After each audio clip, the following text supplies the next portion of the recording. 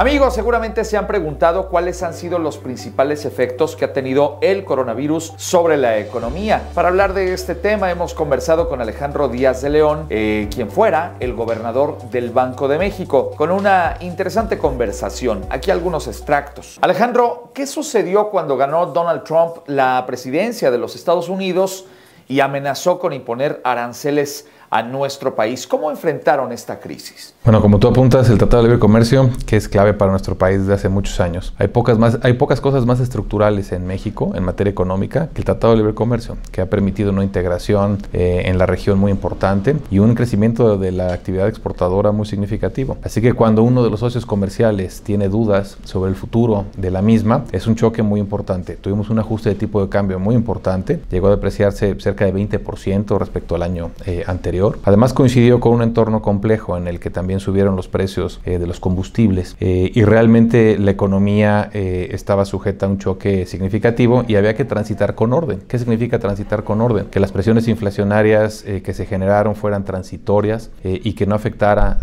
también a la actividad económica. Pero claramente fue un choque muy significativo, con una complejidad estructural. Fue un periodo de negociación largo, pues realmente esto involucró dos administraciones en el caso de México, así que fue un periodo complejo, pero afortunadamente se tuvo una nueva negociación y un nuevo tratado. ¿Cómo se vivió la relación con la llamada 4T? ¿Hubo momentos complicados? ¿Cómo vivieron esta etapa en el Banco de México? Yo creo que un banco central, inclusive desde el nacimiento del Banco de México en 1925, siempre nace la pregunta de cuál debe de ser el grado de sintonía con el que debe tener con la administración, con el gobierno en turno. De ahí viene el atinado diseño de la autonomía. La autonomía le da la distancia necesaria al Banco Central para tomar las decisiones que debe de tomar. Así que la razón de ser del Banco de México es una institución del Estado mexicano y que se debe someter al escrutinio y al debate público. Así que todo el debate es bienvenido, especialmente el constructivo, y nosotros sentimos que siempre ha sido una obligación del Banco Central, en su momento,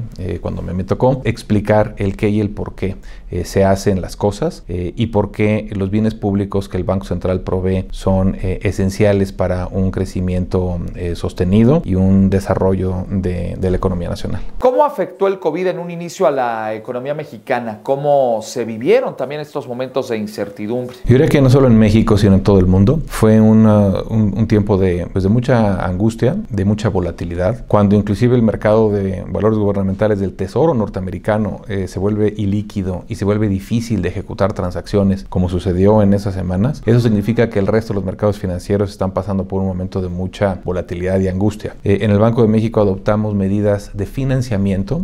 Cabe destacar que el Banco Central tiene un rol de prestamista de última instancia a instituciones o a los mercados financieros, pero prestamista significa financiamiento. Entonces en su momento se dio financiamiento, que hay que distinguirlo de programas de gasto. El Banco Central otorgó financiamiento del orden facilidades de más de 3% del PIB, precisamente para evitar que tuviéramos, además de un choque de salud y un choque económico, además un choque financiero o inestabilidad financiera. Y creemos que la dinámica que tuvieron los mercados nacionales y también los internacionales respondió favorablemente a estas acciones de apoyo y de financiamiento. ¿En algún momento sentiste amenazada la autonomía del Banco de México? Como te comentaba, yo creo que toda institución pública debe estar sometida al debate y siempre es importante el explicar el por qué una institución toma sus decisiones. Creo que la autonomía es el marco adecuado para tener ese debate y yo te diría que yo nunca recibí alguna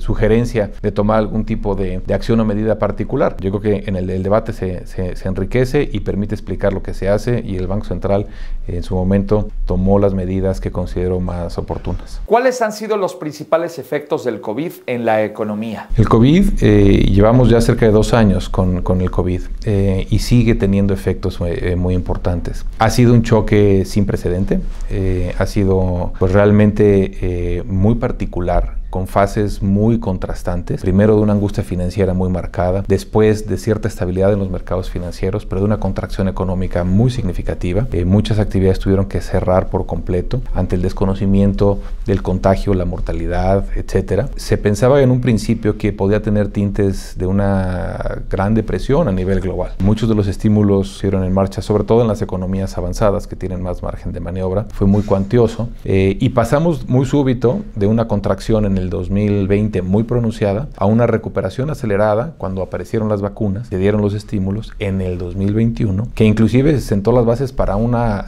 recuperación con presiones inflacionarias. Todos los hogares hemos cambiado nuestros hábitos, inclusive algunas preferencias. No hemos gastado lo que solíamos gastar en servicios y lo hemos concentrado más en la parte de bienes de consumo duradero. Eso ha puesto mayor presión en los bienes de consumo duradero y esto pues obviamente ha complicado la dinámica inflacionaria a nivel mundial. Se han desarticulado las cadenas globales de suministro, especialmente semiconductores, ha afectado especialmente a los automóviles. También el hecho de que hubiera menos inversión en la parte de hidrocarburos ha hecho que los precios de los combustibles suban. Es decir, hemos pasado muy rápido de un entorno de contracción brusca y de reducción o menores presiones inflacionarias a uno de rebote, de mayores presiones inflacionarias, y ahora estamos viviendo un tercer año en el que se anticipa un comportamiento muy heterogéneo entre sectores, entre regiones, entre empresas y con cambios importantes en cómo los individuos realizan su gasto y toman decisiones. Así que es un entorno de grandes cambios y de grandes retos. Derivado de esto, estamos enfrentando una época de alta inflación. ¿Por qué se está dando este fenómeno? Precisamente como comentaba, al haber esta sustitución del gasto de servicios, no hemos podido gastar ni en turismo, ni en restaurantes como lo hacíamos hacer, ni en entretenimiento en general. Entonces ese gasto se ha concentrado en bienes de consumo duradero y además muchos de estos bienes de consumo duradero han tenido problemas porque han tenido que cerrar, porque los insumos no han estado a tiempo o porque de donde venían los insumos tuvieron algunos periodos en los que cerraron por la propia pandemia. Así que si se suma desarticulación de cadenas productivas, concentración del gasto en solo una parte de bienes como son los bienes de consumo duradero, y a eso le sumamos las enormes transferencias que se han dado en las economías avanzadas, y destacaría en particular el efecto que tuvo el gasto en Estados Unidos en el 2021, porque ya habiendo pasado la parte más angustiosa y ya habiendo disponibilidad de vacunas, ese gasto adicional, pues cuando se le depositan a millones de familias en los Estados Unidos recursos adicionales y quieren gastarlo y no pueden gastar en servicios, se concentra más en esos bienes de consumo duradero y pone más presión en esos bienes y genera inflación. Así que estamos viviendo tiempos muy particulares, tiempos inéditos y que ameritan tener flexibilidad para tomar las decisiones conforme el entorno se va aclarando. ¿Qué te pareció esta interesante entrevista con el que fuera el gobernador del Banco de México, Alejandro Díaz de León? Esta fue una entrevista de RR Noticias y Smart Speakers. Si quieres contratar a los más grandes líderes del mundo empresarial, político y social, contacta a Smart Speakers. Las vías de contacto aparecen en pantalla. Smart Speakers, el buró de conferencistas más grande de América Latina.